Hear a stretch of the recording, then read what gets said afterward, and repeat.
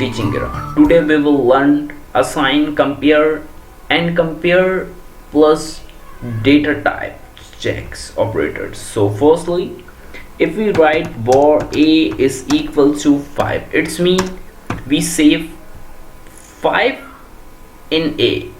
If we write this a is equal to 10, so it's check if the value of a is equal to 10 or not.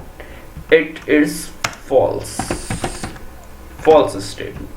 If we print this, so it show false. So now console.log and print a equal to 10. What is the output? So go here and check this. Okay, fine.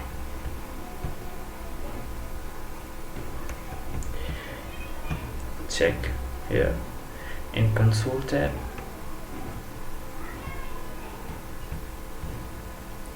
False, cause a is not equal to 10. If we write a is equal to 5, so it's mean true. It's check the value of this symbol a is equal to 5. It's mean it's compare the value. If we write a double sign of this equal to, it's compare left hand side and right hand side. So what is the difference between double equal to and the triple equal to? So the difference between double equal to and triple equal to is this. If we write a triple equal to 5, it's print true. But in this case,